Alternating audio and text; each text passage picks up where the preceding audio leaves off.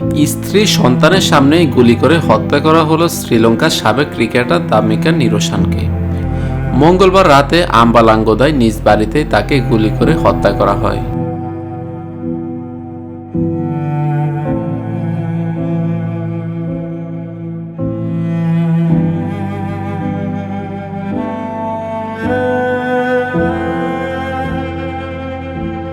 মর্মান্তিক এই ঘটনা ক্রিকেট বিশ্ব এবং শ্রীলঙ্কা ক্রিকেটকে শোকের মধ্যে নিমজ্জিত করেছে।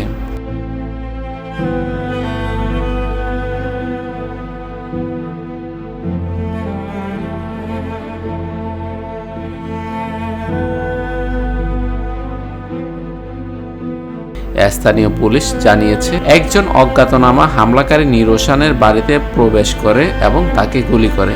ওই সময় দামিকা নিরোশান তার স্ত্রী এবং 2 সন্তানের সঙ্গে ছিলেন।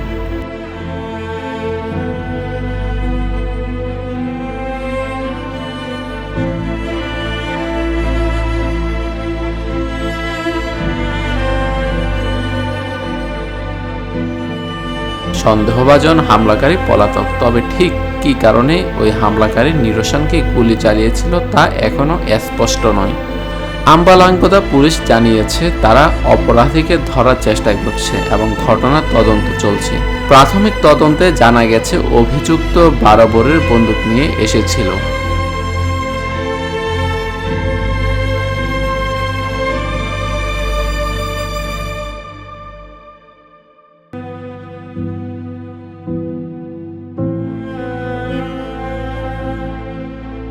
একচল্লিশ বছর বয়সী নিরোশান অনূর্ধ্ব-19 স্তরে শ্রীলঙ্কার প্রতিনিধিত্ব করেছিলেন। 2000 সালে সিঙ্গাপুরের বিরুদ্ধে তার অভিষেক হয়। তিনি অনূর্ধ্ব-19 পর্যায়ে 2 বছর টেস্ট ও ওয়ানডে ক্রিকেট খেলেছেন এবং দলের অধিনায়কত্ব করেছেন।